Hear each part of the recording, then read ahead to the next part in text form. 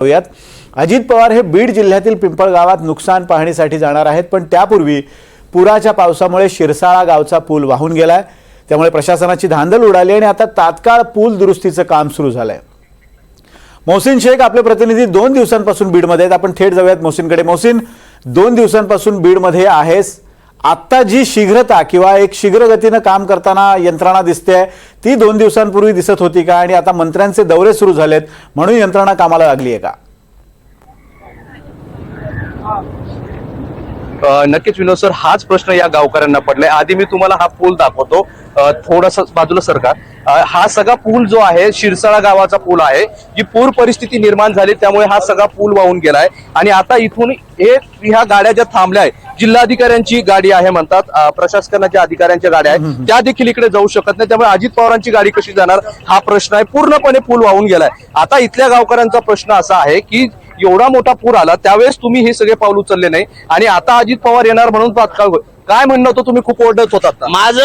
माझ्या आयुष्यामध्ये माझे आई वडील आणि 3 पिढ्या झालं की माझे वडील, माझा मी स्वतः आणि माझी पुढची संतती, हे गावचा रस्ता पाहताय तुम्ही सगळेजण की या गावचे सरपंच बाबूशेठ लोढा हे माझे आहेत, पण तरी सांगतो त्या गावाला जल जीवन आमच्या वाड्यानं पाणी पुरवठा योजना येते, आम्ही त्या गावाला सर्व पूर, पण रस्त्याची अशी अवस्था आहे की सगळं तुमच्या प्रशासनाला विचारा की ह्या 5 गावाला रस्ता पर्याय व्यवस्था दुसरा कुठला आहे का? जर कुठल्याही गावाला प्रशासनाची व्यवस्था करणारे कर्मचारी एका गावाला 10 ते 20 गावाला, एका गावाला 10 ते 20 कर्मचारी, त्यासाठी शासन 15 ते 20 लाख रुपये महिना परिस्थिती आपल्या सोबत इथले गावकरी आहे, काय सगळं म्हणणं आहे? तुम्ही एवढं आक्रमक झाले, सगळे इथे जमा झाले। सर, आम्ही ह्या 4-5 गावाचे सगळे सरपंच आहोत, 5 गावाचे सरपंच इथं आलेलो आहोत सगळे। मी मानेवाडीचा सरपंच आहे सर। अक्षरशः तुम्हाला सांगतो, गेले 15 वर्ष ते 20 वर्षापासून ही परिस्थिती आहे। आज तुम्ही पाहिलं असं ह्या एक पूर आल्यानंतर सगळं वाहून गेलं। पुढे जर गेलात ना तुम्ही, पुढे पाहायला नदीच पात्र आहे, मांजराचं नदी पात्र आहे, अक्षरशः पाण्याने गच्च भरले। असं आहे की तुम्ही एवढ्या दिवसापासून तक्रार करताय, पण आता अजित पवार येणार म्हणून, अजित पवार येणार आहेत म्हणून ही यंत्रणा आली। 1-1 किलोमीटरचा रस्ता केला, अक्षरशः बिल उचलले त्या लोकांनी। तुम्ही इथं बघता, ह्याचं इस्टिमेट सहित तुम्हाला दाखवतो, आमच्याकडे सगळे पुरावे आहेत। ह्याच्यावर सील टाकून हे करायचं होतं काम। अक्षरशः तुम्ही बघितलं असं, ह्याच्यावर आहे का कुठं तुम्हाला दिसतंय का? नाही, नुसतं वरून सिमेंट काम झालं, पैसे उचलले 2 वर्षापूर्वी काम झालेलं आहे। भयंकर परिस्थिती विनोद सर। मी आता आपण थेट अधिकाऱ्यांनाच याबाबत जाब विचारूया, कारण या ठिकाणी अधिकारी पण पोहोचलेले, लोकांनी त्यांना घेरावा घातलेला आहे, प्रश्न विचारतायत। कारण ज्या गोष्टीचे तुम्ही पैसे उचलले, रस्ता नाहीये, खराब रस्ता आहे आणि आता अजित पवार येणार म्हणून तुम्ही ही सगळी कारवाई करतात। आपल्या सोबत अधिकारी आहे सर, काय परिस्थिती आहे? अजित पवार येणार, रस्ता पूर्ण खचला आहे, तुम्ही पोहोचलाय ते काय, कसा पर्याय रस्ता काढला जातो, काय केलं जात आहे? नाही, आता सध्या आपण रस्त्याचं काम करत आहे साहेब। येताना इथे काहीच प्रॉब्लेम होणार नाही आणि मागे पुढे जाऊन 5 गाव सुद्धा आहेत, ते सुद्धा विजिट करू शकतो का ते पण आपण बघणार आहेत।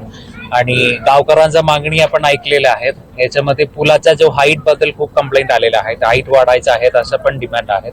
हे सर्व आपण प्रशासनाच्या वतीने दखल घेतलेले आहेत आणि माननीय DCM तथा पालकमंत्री साहेबांच्या समोर हे सर्व विषय आपण मांडणार आहोत। नाही, पण प्रश्न असा आहे सर की या पुलाचं काम झालंय, बिल पण उचलण्यात आलं असं गावकरी म्हणतात, तरी असा पूल खचतोय आणि तुम्ही पण, त्यांचा आरोप आहे की एवढा पूर होता त्यानंतर आले नाही, पण आज उपमुख्यमंत्री येणारे म्हणून प्रशासन पोहोचतोय।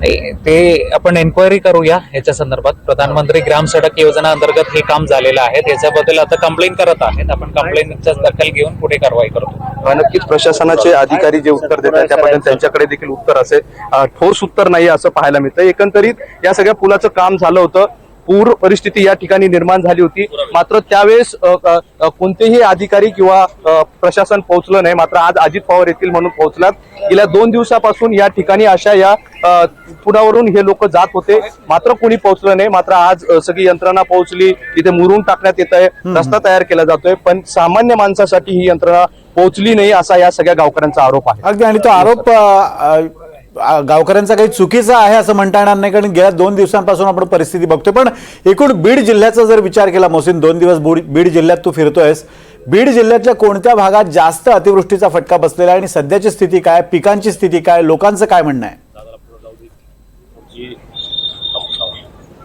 नक्कीच बीडमध्ये जर विचार केला तर गेवराई तालुक्यातील अनेक हिरापूर असेल, तिकडे मायगाव असेल, या सगळ्या गावांमध्ये भयंकर अशी पूर परिस्थिती आहे. हजारो हेक्टरवरील पीक आडवी झालेली आहे. अनेक असे शेतकरी त्यांचे 10-20 एकरचे प्लॉट कापसाचे आहेत ते आता पूर्ण, ज्याला आपण पांढरं सोनं म्हणतो, ते पीक आता काळपट पडलेले आहे. ऊस आडवा पडलेला आहे. सोयाबीन तर शेतात अजूनही दिसत नाही. सोयाबीनच्या वरती पाणी आहे आणि या सगळ्या भयंकर परिस्थितीत हा शेतकरी अडकलेला आहे. प्रशासनाचे अधिकारी अजूनही पंचनामे करण्यासाठी पोहोचत नसल्याचं अधिकाऱ्यांचं म्हणणं आहे. अजूनही अनेक गावांमध्ये वीज पोहोचलेली नाहीये, खांबं आडवी पडलेली आहे. त्यामुळे भयंकर अशी परिस्थिती बीडमध्ये आता निर्माण झालेली आहे. प्रशासन त्यांच्या पातळीवर काम करतायत. अनेक ठिकाणी महावितरणचे अधिकारी देखील कामाला लागले. आरोग्य यंत्रणा गावात पोहोचते. मात्र जी नुकसान जी झालेली आहे किंवा जे हे सगळं क्षेत्र बाधित झालेलं आहे त्या समोर ही प्रशासनाची यंत्रणा कमी पडते असं म्हणता येईल. आता हळूहळू सगळ्या गोष्टी केल्या जातील. मात्र बीडमधील आत्ताची परिस्थिती अत्यंत भयंकर पद्धतीने आपल्याला पाहायला मिळते. मोहसिन, अजून एक मुद्दा असा आहे, 2 मंत्री सध्या बीडमध्ये फिरतायत आणि आजचा दिवस असा आहे की अजित पवार स्वतः आणि पंकजा मुंडे हे सुद्धा बीडमध्ये फिरतायत. यंत्रणा कामाला लागलेली आहे. लोकांना दिलासा मिळतोय का? काही त्या दृष्टीने यंत्रणा काम करते की फक्त मंत्र्यांच्या सरबराईत लागलेली आहे यंत्रणा? हा प्रश्न अत्यंत महत्वाचा आहे. कारण आपण बघतोय की आता अजित पवार आज 6 वाजता या ठिकाणी पोहोचणार आहे आणि 5:30 वाजता हा रस्ता दुरुस्त केला जातोय, म्हणजे अर्धा तासापूर्वी. यावरून प्रशासन किती तत्परतेने ह्या सगळ्या गोष्टी करत असेल यापेक्षा उत्तम उदाहरण कोणतंच नसेल. जिथे जिथे मंत्री जात आहेत त्या ठिकाणी ग्रामसेवक पोहोचतायत, तलाठी पोहोचतायत, अधिकारी पोहोचतायत, पंचनामे होत आहेत. पण आपण जे सकाळी चित्र दाखवलं, ज्या ठिकाणी ही सगळी नदी पात्र फुटलं होतं त्या गावात आतापर्यंत अधिकारी कोणताच पोहोचलेला नव्हता, कोणताही पंचनामा झालेला नव्हता. आणि ही लोक, अनेक अशी लोक होती की गेल्या 3 दिवसांपासून त्यांच्या गावाचा संपर्क तुटलेला होता. अशी अनेक गाव आहेत की त्या ठिकाणी अजूनही 4 चाकी आणि दुचाकी जात नाही, तिथे ट्रॅक्टरने आपल्याला जावं लागतंय. त्यामुळे भयंकर अशी सगळी परिस्थिती आहे. आता अधिकारी असतील किंवा मंत्री यांच्याकडून सांगितलं जातंय की सगळ्या गोष्टीचे पंचनामे होतील, हे त्यांना सोयी सुविधा दिल्या जातील. पण ही जी परिस्थिती निर्माण बीडमध्ये झालेली आहे ती इतक्या लवकर सगळे पूर्वपदावर येणार नाही. कारण अत्यंत विदारक सगळं चित्र आहे. असे अनेक गाव तांडे आहेत की ज्या ठिकाणी जायला रस्ताच उरलेला नाही. हा रस्ता तयार करणं आहे. त्या लोकांपर्यंत, अनेक लोकांच्या घरांमध्ये पाणी शिरलेलं आहे, अन्नधान्यांचं नुकसान झालंय, त्यांना त्या गोष्टी पुरवणं आहे. त्यामुळे या सगळ्या गोष्टीला बराच काळ लागणार आहे पूर्वपदावर येण्यासाठी. या सगळ्या गोष्टी मात्र प्रशासनाकडून काम केलं जात आहे, मात्र प्रशासन हवं तिथपर्यंत पोहोचत नाही, हे मात्र सत्य आहे. अगदी धन्यवाद मोहसिन दिलेल्या अपडेट्स बद्दल.